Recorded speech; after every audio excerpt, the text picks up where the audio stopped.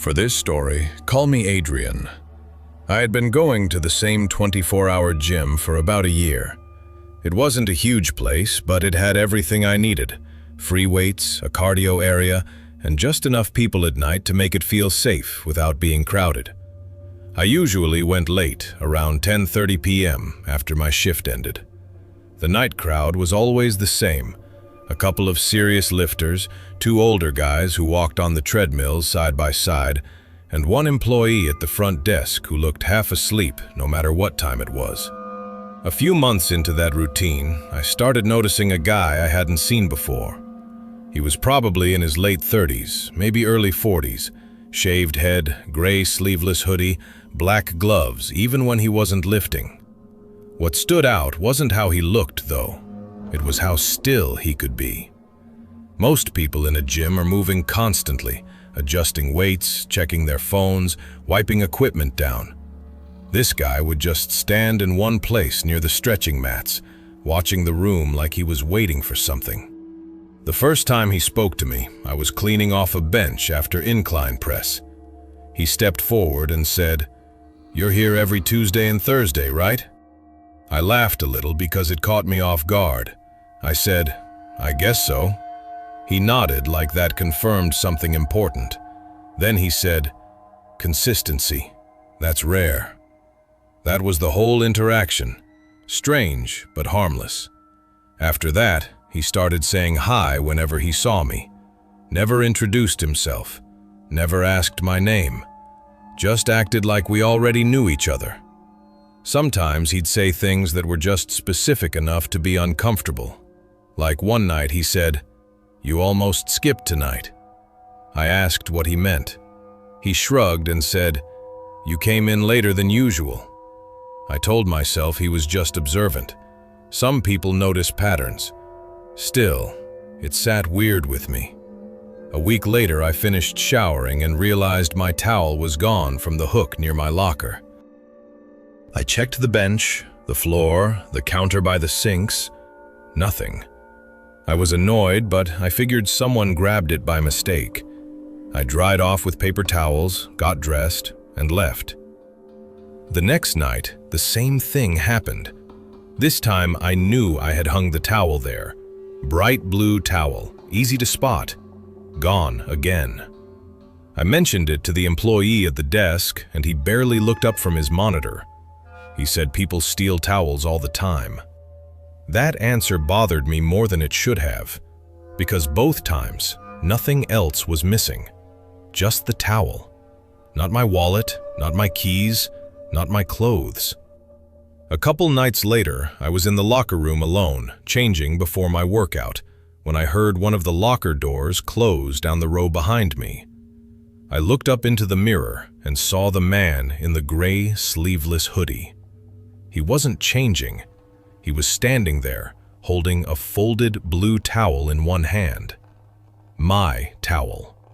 He saw me looking and smiled like this was some normal misunderstanding. Then he said, "You left this." I had not left it. I knew that. I said, "Why do you have that?"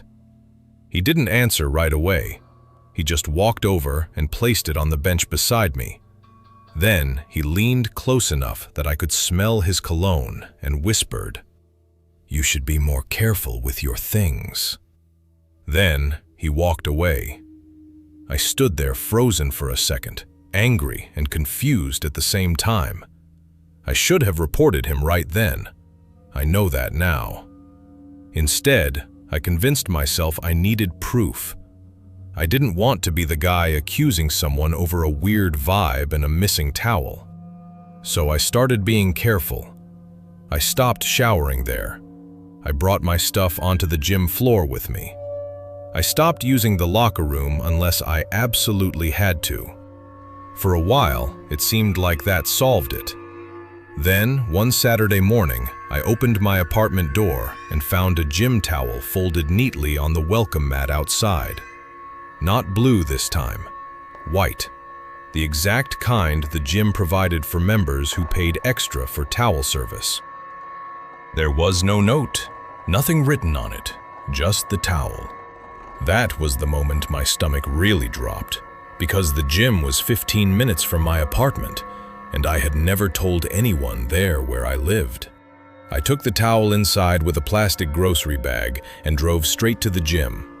I told the manager everything, the weird comments, the missing towels, the guy returning one in the locker room, and now this. The manager actually took it seriously. He checked the cameras.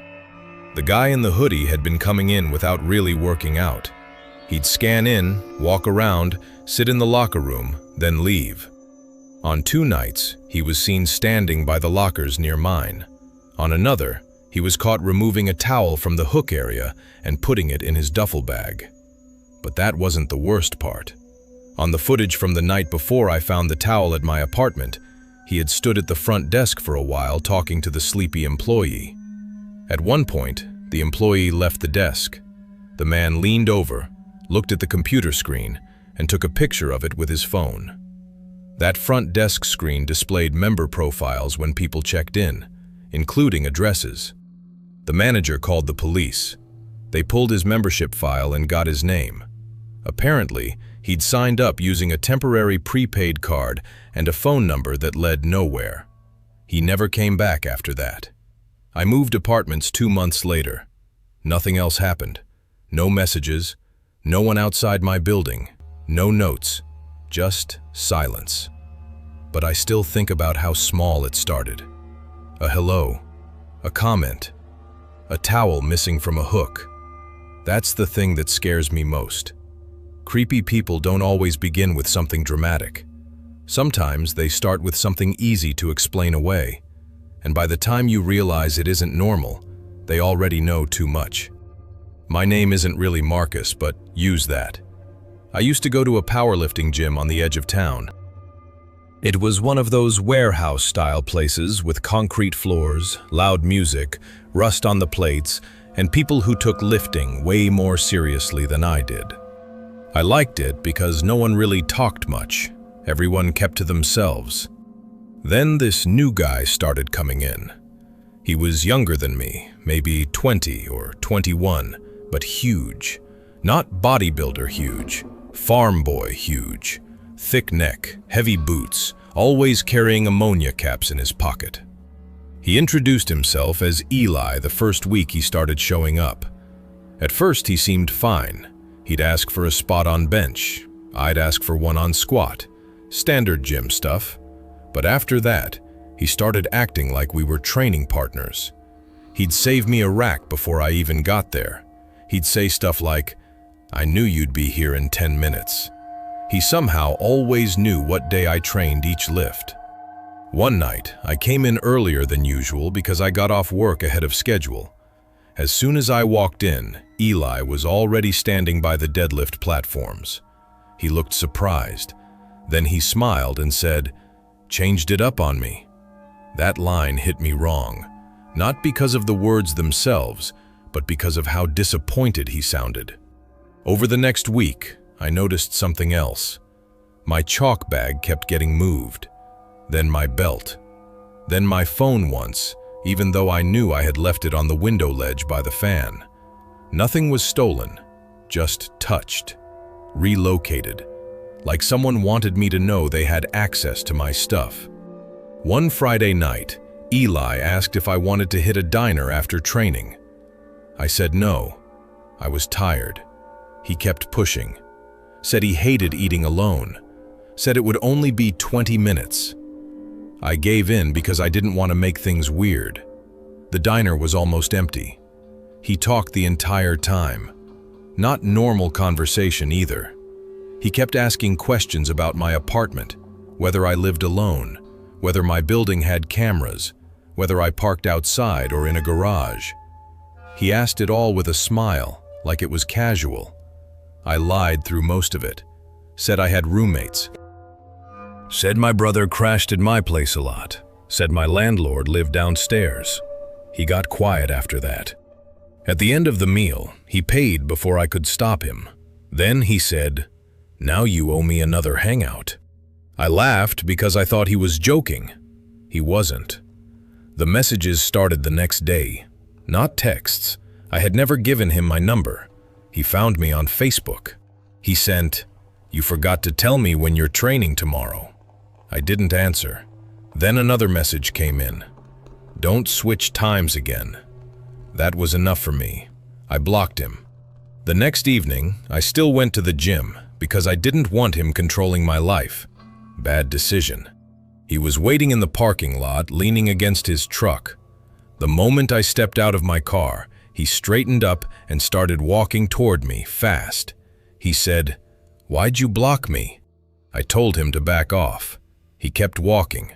I stepped backward and said it louder. That's when he stopped smiling. He said, "I thought we were boys." I told him we weren't anything and that he needed to leave me alone. For about 3 seconds, he just stared at me. Then he laughed once, but there was no humor in it. He said, "After everything?" Everything. We had known each other maybe 3 weeks. I went inside and told one of the staff what happened. They said they'd handle it, but I could tell from their faces they thought it was mostly gym drama. So I cut my workout short and left through the back exit. That night, around 1 a.m., I heard metal clanging outside my apartment window. I lived on the 2nd floor, so at first I thought it was the dumpster gate. Then I heard it again, closer. I looked out the blinds and saw someone in the parking lot below. Eli. He was standing beside my car. He lifted something in his hand and hit the side of the door with it again. A barbell collar. That was the metal sound. He wasn't smashing the car. He was tapping it over and over, just loud enough to wake me up and let me know he was there. Then he looked up toward my window. I dropped to the floor so fast I banged my knee on the bed frame. I called 911 and whispered my address. By the time police got there, he was gone. But my car wasn't damaged. There was just one thing left on the windshield. A note written on the back of a workout card from the gym. "You shouldn't have embarrassed me." The gym finally banned him after that. The police talked to him too, though I don't know what he told them. I never went back there. The part that stays with me isn't even seeing him outside. It's the sentence he said in the parking lot. "After everything?" That's what obsession sounds like when it's pretending to be friendship. Like you owe someone access to your life just because they decided you mattered to them. You can call me Vanessa. I joined a nicer gym last year because it was close to my office and I wanted somewhere clean enough that I wouldn't talk myself out of going. I mostly stuck to treadmills and stair machines. Same general time every evening, same headphones, same corner row near the windows. After a while, I noticed a woman who always picked the machine directly behind mine, even when the rest of the cardio section was half empty. She looked maybe mid-30s, dark ponytail, pale pink water bottle, wireless earbuds. Very normal looking. At first I assumed it was coincidence. Then I noticed she never actually exercised much. She'd walk slowly for maybe 3 minutes, then stop the machine and just stand there. Sometimes she'd stare at the TV overhead, sometimes at her phone. Sometimes, reflected in the window glass at night, at me. The first time we spoke, I had finished my workout and was wiping down the treadmill. She stepped close and said, "You have such beautiful posture when you run." I thanked her because I didn't know what else to say. Then she asked if I was a dancer. I said no. She smiled and said, "You move like somebody who's used to being watched." That comment bothered me enough that I switched to a bike that night. A few days later, I was in the stretching area when she walked over and handed me a hair tie. She said I dropped it. I told her it wasn't mine. She looked confused for a second, then said, "Oh, I thought it was. I've seen you wear one like this." That was the problem. I hadn't. I don't wear hair ties. Over the next 2 weeks, she kept finding reasons to approach me. She'd tell me which machines were free before I asked. She'd mention when I seemed tired. One night she said, "You didn't come Monday. I was worried." I never told her my schedule. I reported it to the front desk, but they gave me the same answer places always do when something hasn't fully happened yet. They said she was probably just socially awkward. Then something actually happened. The gym had a small women's sauna near the locker room. I used it maybe once a week. One evening, I went in for 10 minutes after cardio. No one else was inside. I was alone long enough that I started to relax. Then I heard the door open. It was her. She came in, sat directly beside me, even though the whole bench was open, and said, "I knew this is where you disappeared to." I stood up immediately. She laughed softly and said, "Don't be rude. I'm not dangerous." That sentence is the last thing a normal person ever says. I left, showered fast, and went to my locker. My gym bag was open. Nothing looked stolen, but the zipper was wide open, and my wallet had been moved from the side pocket into the main compartment. I knew exactly how I packed my things. Somebody had gone through them. I spun around expecting to see her right there, but the locker room was empty. I went straight to the manager. This time, he checked the cameras. They couldn't see inside the locker room, but they could see the hallway outside. She had entered the locker room twice while I was in the sauna, then stood outside waiting afterward instead of leaving. The manager asked for my name and locker number. Then his face changed. He told me not to panic, but when members sign up for premium services, the front desk can attach a profile photo and emergency contact to help if a key tag is lost or someone has a medical issue. He pulled up my account. Someone had accessed it from the front desk tablet earlier that week. Not enough to change anything, just enough to view it. A staff member later admitted the woman had distracted him with questions while leaning around the desk. That night, I went home feeling gross and shaky, but also relieved that at least the gym knew. At 2:17 a.m., my apartment buzzer went off. Then again. I answered without thinking and heard nothing at first. Then breathing, very light, and finally a woman's voice saying, "Cardio tomorrow?" I unplugged the buzzer box from the wall. The next morning, I found out how she had gotten into the building lobby. She had followed a delivery driver inside. Police were called. The gym gave them her information. Turns out she had done something similar at another fitness center in the next county, though apparently not enough to catch a real charge. I changed gyms after that. I also changed one other habit. I stopped assuming weird behavior is harmless just because it comes in a polite voice. That was my mistake. She smiled. She complimented me. She looked ordinary. And the whole time she was studying my routine like it was a class she planned to pass.